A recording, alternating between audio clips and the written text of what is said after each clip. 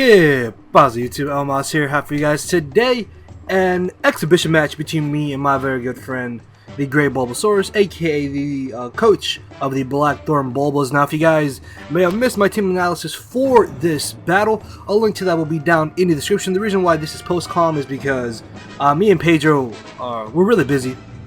So, the only real time we had to have this match was like early in the morning on Sunday.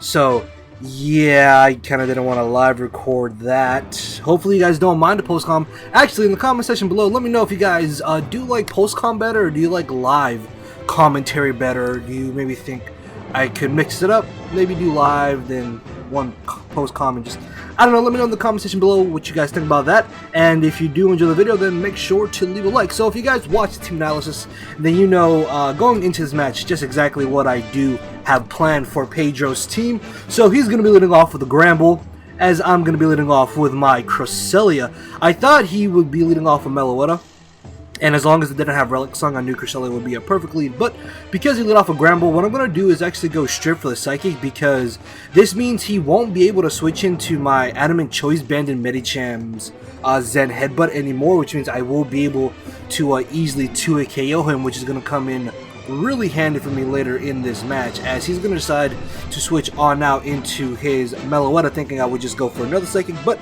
I did decide to go for the Thunder Wave on the off chance that he did want to switch in Meloetta. This way I can slow him down and potentially get Parahacks later in the match. And I really don't have any switch-ins to this Meloetta. Plus, I did not expect him to have the Shadow Ball, so I just stay in and I go for the Moonlight, just scouting out to see what move he would go for. Unfortunately, though, he did get his Spadef drop, but I mean, even if he didn't get it, I wouldn't stay in anyways, just because I don't exactly have any move to touch Meloetta. As I bring in my Skuntank, unfortunately, he does get paralyzed, but I don't carry Pursuit on this Skuntank anyways, so what I'm going to do is actually go for the Sludge Bomb. I was very, very close to wanting to go for the Fire Blast, but ultimately I decided on Sludge Bomb, just on the off chance that he wanted to bring in the Flygon for some reason, and that way I could poison it potentially. But he does make a safe switch into the Venusaur, and with my Cresselia being paralyzed, this is actually really, really good for me, because now I can't get poisoned and I can't get put to sleep by Sleep Powder. So Cresselia is pretty much a 100% counter to this Venusaur at this point. So he's going to decide just to go for the Synthesis, so I guess if I did Fire Blast it wouldn't have mattered there, as he's going to decide to switch on now into his Meloetta, knowing that he can easily combat my Cresselia, as I'm actually going to pull a double switch into my Skuntank, predicting this, hoping that maybe he would stay in, thinking I would go for the Pursuit, but he switches out, I guess maybe thinking I had nothing to touch him with. Although I do actually carry the Sucker Punch, this does unfortunately reveal the set on my Skuntank, as I can really do nothing to this Venusaur. So I'm going to make a bit of an odd switch into my Miltank here, as opposed to bringing in Cresselia, because I thought he would want to pull a double switch, and Cresselia can deal, Miltank can deal with whatever he wanted to bring in. I was kind of expecting him to double into Entei, and because Miltank does have Thick Fat, I could easily just beat Entei one-on-one. As I decided to get on my rocks, he's going to go for the Toxic, which honestly does not bother me. However, though, this does put me in a bit of a bad scenario, I guess you could say, because I either have to choose between keeping my Cresselia paralyzed and allowing it to not be put to sleep or poisoned, or potentially let my Miltank die off to the Toxic if I don't go for the Heal Bell. So I get pretty lucky and I get the paralysis with the Body Slam, as he then gets fully paralyzed. Although Sludge Bomb didn't do much, so I don't really think that full para mattered any. I mean, I guess he could have added an extra turn onto the match, but at that point it really wasn't game-changing or crucial in the long run, as I'm going to be able to actually go for the Heal Ball, because ultimately I would rather have Miltank not poisoned than have it poisoned, and have Cresselia not poisoned, as he crits me with the Sludge Bomb. He does get quite a few crits throughout this game, but honestly they're not important whatsoever, as I believe I'm going to be forced to go for the Milk Drink. He knows this, so he's going to make a safe switch into his Gramble, which honestly, as soon as he brought in Gramble, the first thing that came to my mind was, well, I could actually probably just hard switch right into Thundurus, because I know he's not going to go for Play Rough because it does no damage to my Miltank. So the best move that he can go for is either Heal Bell or go for the Thunder Wave. So I decided to make a very aggressive switch into my Thundurus this turn, because at this point I think we were already like 15 minutes into the match, so it was time to start getting some KOs. And my Thundurus pretty much took KOs his entire team. So I'm just about 100% guaranteed to knock something out right here, as he's going to decide to switch out. I was really hoping he would bring in Venusaur, thinking I had nothing to hit him with. Unfortunately though, he makes a safer play by bringing the Flygon, as Psychic is still going to do a pretty impressive amount of damage, if I do say so myself. Unfortunately though, I'm going to have to switch out here because I can't afford to stay in and allow him to Outrage or Stone Edge. Actually, in hindsight, I honestly should have stayed in. I really should have stayed in. Yeah, it would have been a much better play for me to have stayed in here than switch out, because Flygon was pretty important to his team because he outsped my entire team. Unfortunately, I'll make the safe switch into my Cresselia, as I'm going to switch directly into Skuntank, thinking, okay, this Meloetta cannot touch me whatsoever. As it turns out that he has Substitute, so he's subbed with Life Orb, and I know he has Shadow Ball, so I'm just going to go for Sucker Punch, knowing that he's pretty much forced to go for an offensive move, as I'm going to be able to easily break the sub. He's going to reveal the Hyper Voice, and I'm thinking, okay, I can easily take this. No, that is a very easy 2-hit KO. So I'm going to leave in Skuntank, just Sucker Punch again on the off chance that he doesn't go for the Substitute, but he does, as he's going to sub back up. And this is actually kind of bad for me, because now I can either choose to lose my Skuntank or switch into Cresselia to take whatever move he wants to go for, because at this point I can Life Orb stall Meloetta, and he can't 2-hit KO my Cresselia with any move that he has. As you see there, Hyper Voice does practically nothing to me, so I'm going to be able to easily Moonlight off the damage, and from the looks of his HP, he only has about 2 more Life Orb hits, and then he reveals Calm Mind, and this is where I got a little scared, not gonna lie. On the bright side though, I do have Infiltrator Noivern. The only problem with that though is that if I don't switch it in directly, I have to let something get knocked out so I can get a free switch into Noivern. As I actually make a very risky play and I bring in Noivern, because I was very positive he would either go for the Shadow Ball or go for the Calm Mind. As luckily he didn't go for Hyper Voice, because if he did, then I probably would have lost the match right there. As he Calm Minds, thanks to Infiltrator, I will be able to attack him through the Substitute and knock him out with the Draco Meteor. In hindsight, I guess I could have maybe gone for the Flamethrower, but I just really did not want to risk him being able to live my Flamethrower, even though I have modest Life Orb.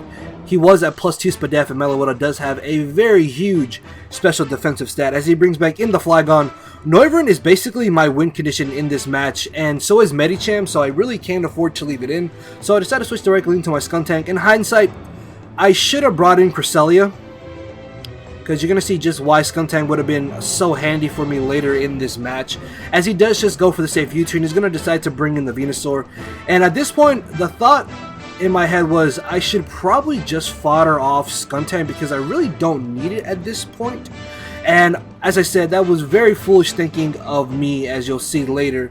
As I'm just going to go ahead and Sucker Punch, just get off as much damage as I can, thinking he would go for the Earthquake. But I guess his hardest hitting move is a Sludge Bomb, which is kind of good for me, because this turn I'm very positive he's going to go for the Synthesis. So what I can do is just go for the Sludge Bomb, get off a little bit of extra damage, and Sucker Punch again before he knocks me out potentially.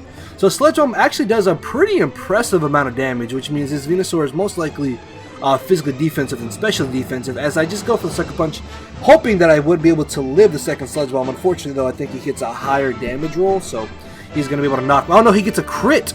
Okay, yeah, the crit doesn't matter. It literally does not matter whatsoever.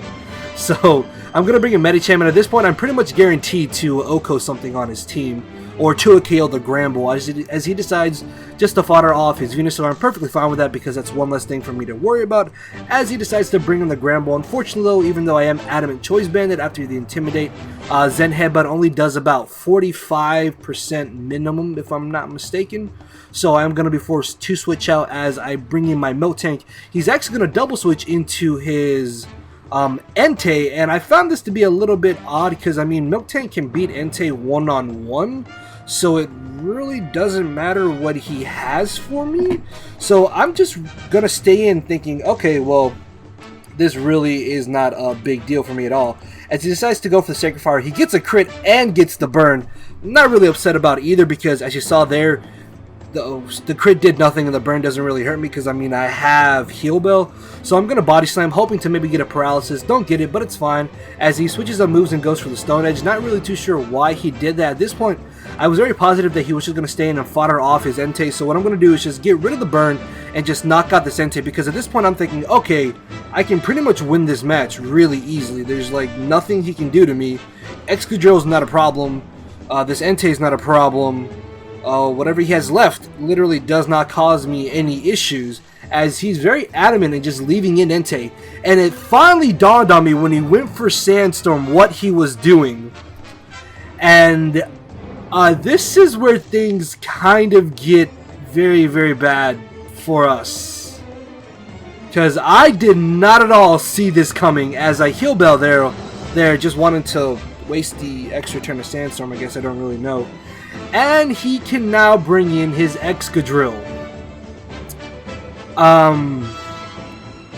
Yeah, to be perfectly honest with you guys, this is where things kind of go downhill. He's just gonna Swords Dance and pretty much just wreck shop.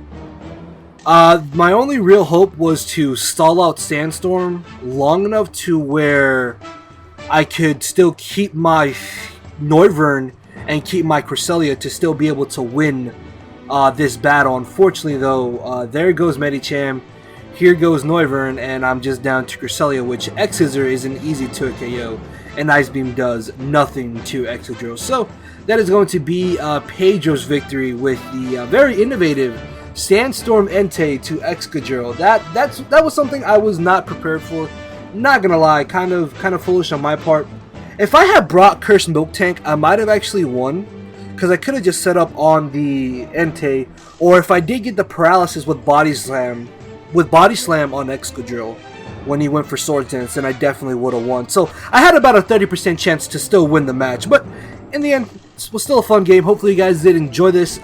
If you're wondering, this does not count towards our score because me and Pedro both had week 3 off, so we had an exhibition match. So yeah, well, we are still 2-0 technically, and week 4 we are facing Bice Productions. I forget his team name, I don't know. But hopefully we can win that one and we can keep up the winning streak, minus this match, because this match doesn't count, thankfully. But yeah, hopefully you guys did enjoy. With that being said, you know what to do, and I will see you all tomorrow. Well, I don't know, probably not tomorrow, but eventually. So yeah, later everybody.